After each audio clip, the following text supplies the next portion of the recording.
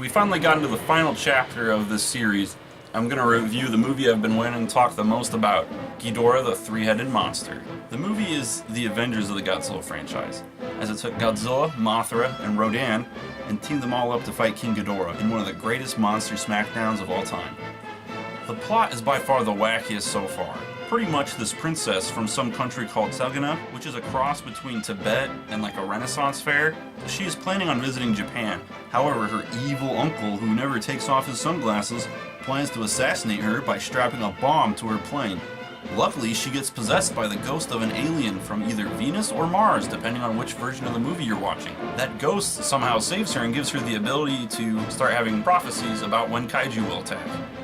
Everyone is first convinced that she is insane, but her evil uncle teams up with the Yakuza to finish the job. Meanwhile, a giant meteor crashes in the woods that for some reason has magnetic properties that are about as consistent as the Crystal Skull from Indiana Jones.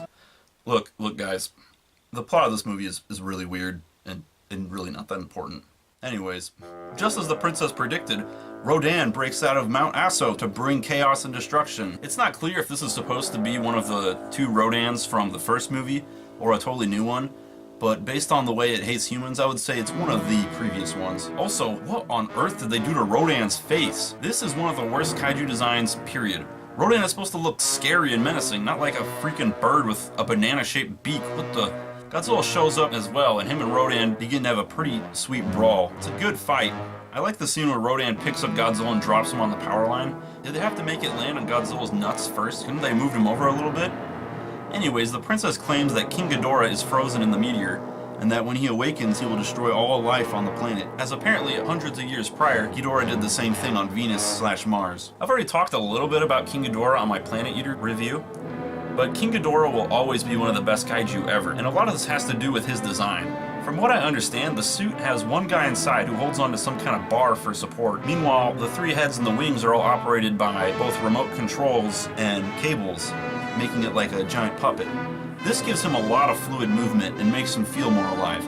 Though in this movie he doesn't have as much movement as he would in future installments, it's still really cool to watch how all of his heads move around separately and shoot lightning and such. It's very clear that he is inspired by Orochi and the Hydra. I mean, his name, Ghidorah, in Japanese is pretty much the same word for Hydra. But where he takes the most inspiration from is some Soviet fantasy movie called The Sword and the Dragon that featured a three-headed dragon that looks almost identical to Ghidorah. The dragon in that movie was even named King Dragon, which is almost the same as King Ghidorah. However, Ghidorah wouldn't get his title as king until later movies. In fact, in this entire movie, they just call him Ghidorah, or Ghidra in the American version. Ghidorah's colors went through a few changes as well before he received his iconic gold color.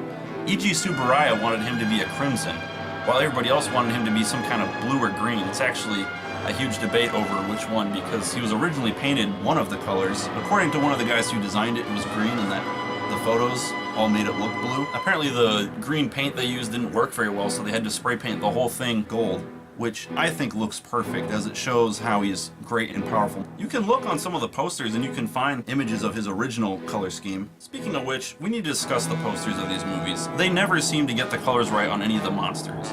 I mean, this poster looks fine, but it's the Japanese version. The US version had Godzilla green and purple, which, I mean, is fine. I mean, the movie was black and white, so who cares what colors he is? But Mothra? Come on, there's no excuse. Why is baby Mothra bright green? Also, ravishing the universe for love? That's not what the movie was about. Also, why are the fairies half naked? Oh man, but Rodan has the worst posters. Look at that.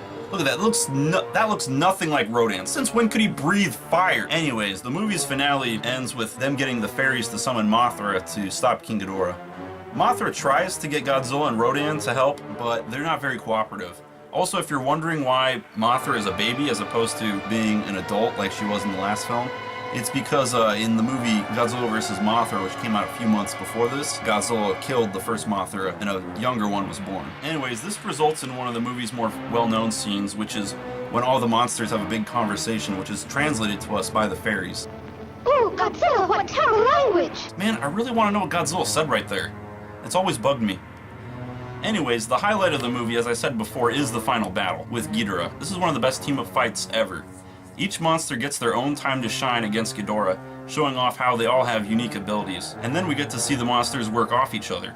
to pull off stunts that they wouldn't be able to by themselves. This results in maximum entertainment. Even today, good team-up movies like The Avengers follow the same formula. Meanwhile, you can watch plenty of bad team-up movies like Justice League, which ignore this, resulting in a less entertaining experience. The team-up also works because we've already seen all of these monsters in previous movies, so we know what abilities they have and what their weaknesses are.